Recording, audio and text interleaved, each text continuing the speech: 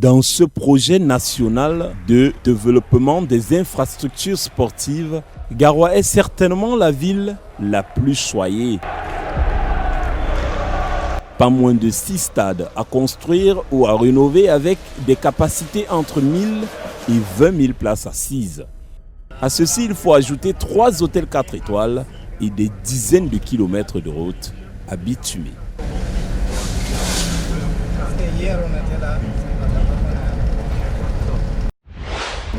Et le paradoxe de cette opulence infrastructurelle est que Garoua n'était pas prêt le jour dit, et nombreux pensent que la capitale de la région du Nord est l'une des causes principales du retrait ou du glissement de la Coupe d'Afrique des Nations 2019.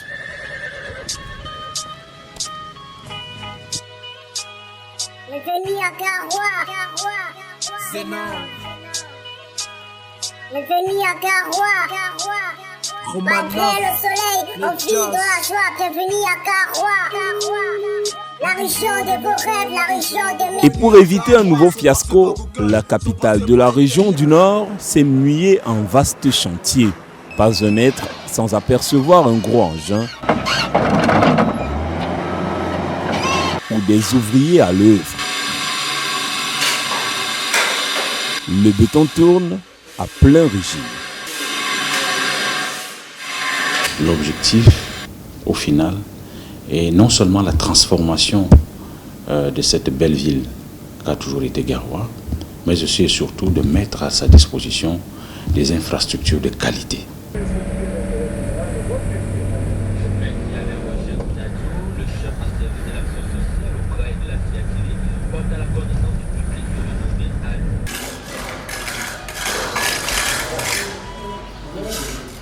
Premier arrêt, le stade de Rumde Adja, construit à la fin des années 70.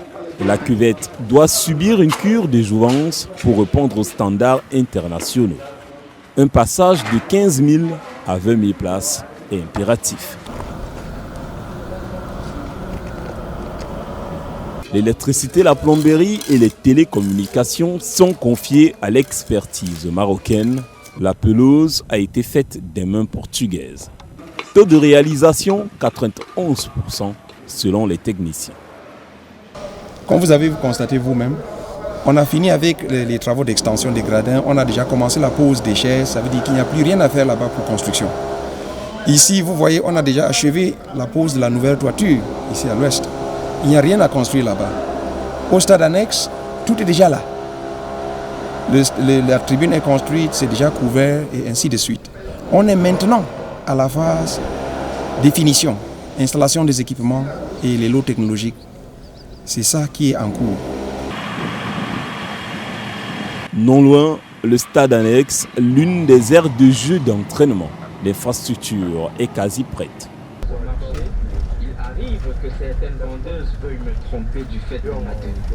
Les signaux sont également au vert au stade Reiré, encore appelé gendarmerie. Les travaux ont certes été ralentis, mais l'étape de finition est clairement entamée. Là, nous sommes en train de faire les finitions des travaux dans ce site, comme vous pouvez le constater.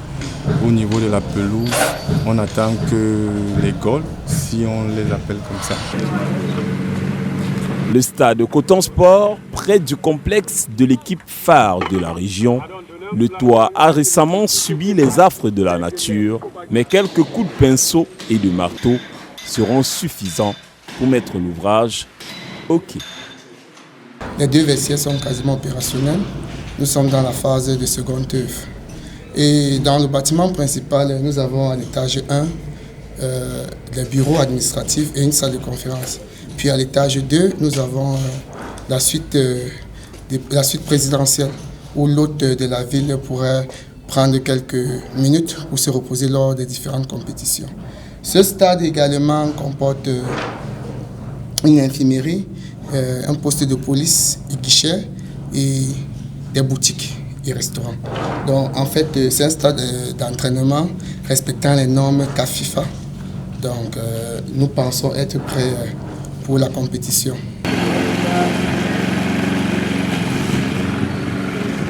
Le stade du Sénagès, 75% de taux de réalisation, 2 mois de délai pour livrer les clés.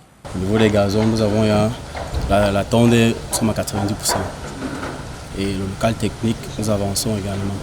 Donc dans l'ensemble, nous avons engagé tous les ouvrages à réaliser sur le site. Et elles avancent au fur et à mesure et à grands pas parce que nous avons maximisé les équipes pour pouvoir atteindre. Le mythique stade Pumpumré, plus qu'un terrain d'entraînement, un complexe multisport avec des gradins de 2000 places, un court de tennis, des aires de jeu de hand, de basketball et une piste de course hippique. Pour le stade de football en lui-même, les chaises ont été positionnées, les garde-corps sont finalisés, les vestiaires également sont achevés. Donc il ne reste plus que l'extérieur pour les travaux de VRD. Et une fois cela fait, d'ici quelques mois, s'il n'y a pas de changement dans le planning que nous avons effectué, nous espérons pouvoir livrer les travaux dans 3 ou 4 mois. Bon, les revêtements du mur sont en cours. Il y a le carrelage des sols et des murs, revêtement d'enduit. Et nous procédons déjà à la charge des différents réservoirs pour les tests. Donc on a 2 piscines aussi. La piscine intérieure, couverte, elle est déjà en charge pour faire les tests d'étanchéité. Et les 2 réservoirs d'eau et de consommation, sont déjà en charge. Donc les tests sont en cours pour les différentes observations. Hôtel Benoué, 108 chambres à réfectionner, tout comme un parking de 70 places, une piscine, une boîte de nuit, un espace grill et des aires de jeu. Il faudra encore 1 mois pour finir le gros œuvre avant d'entamer la seconde phase du 4 étoiles. Le chantier sort de plusieurs mois d'arrêt dû aux finances. Je tiens d'abord à rappeler qu'ici à l'hôtel Benoué, nous avons eu une construction et une réhabilitation en même temps. Et à l'arrière, nous avons un restaurant annexe, une piscine, une grillade.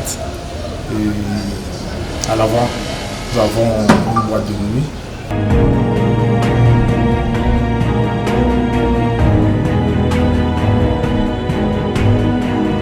L'autre ouvrage préoccupant pour Prime Protomac est celui de l'hôtel 4 étoiles de 100 chambres.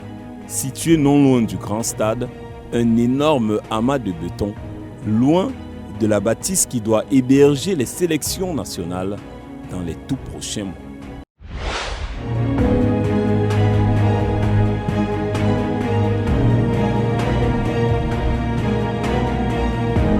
Les voies à bitumées sont pour la plupart à l'orange, à peine 40% de taux de réalisation et un long chapelet de difficultés. On a commencé en saison pluvieuse et les travaux routiers, avec la pluie, ça n'avance pas vite. Donc nous avons eu beaucoup de difficultés pour avancer, surtout pendant la saison pluvieuse. Il y a les zones qui sont vraiment difficiles à faire. Donc tout ce temps-là, c'est qui nous a pris les ouvrages hydrauliques qu'on a fait de purges sur certains endroits. Tout ça là, c'est qui nous a mis beaucoup de temps pour acheter ce travail. Inch'Allah, dans 3 mois, les travaux seront finis, Inch'Allah. Des agrégats rares sur les chantiers, des grèves à n'en plus finir, un financement parfois qui n'arrive pas à temps. Le climat et ses caprices, Garoua n'a pas eu la tâche facile ces derniers mois. Le regard que nous avons, un regard assez modeste, je pense qu'il y a une conjugaison d'un certain nombre de facteurs. Il y a à la fois, je pense, au début, une mobilisation assez timide qui a d'abord été observée, même si le rythme a été rattrapé un peu plus après, mais également, à un moment donné, les problèmes de paiement se sont posés. Ces 2 facteurs ne sont pas négligeables. Et vous l'avez également aussi souligné, c'est que il y a eu une importance en matière de production d'un certain nombre de matériaux.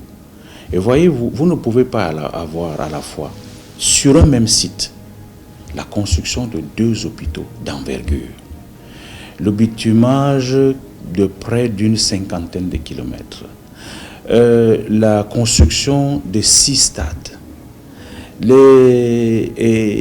la construction de 3 hôtels 4 étoiles. Vous faites seulement l'addition de tous ces différents chantiers, vous conviendrez avec nous, sans oublier, comme je vous ai dit, l'important axe routier qui est Ngaoundéré-Garoua, qui, ma foi, et nous sommes sur près de plus de 270 km.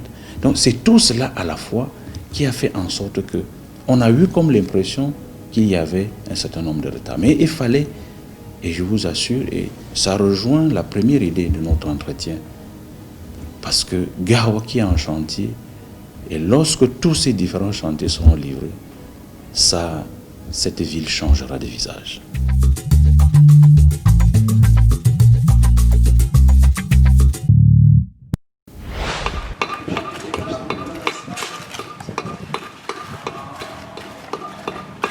Entre le glissement de novembre dernier et ce jour, Garoua a bien progressé. Mais la ville a grand besoin de gravier et de sous pour livrer ses chantiers à temps et être d'attaque, soit pour le championnat d'Afrique des Nations en janvier 2020, soit pour la Coupe d'Afrique des Nations de juin 2021. Et ceci pour la grande fierté des populations du Septentrion.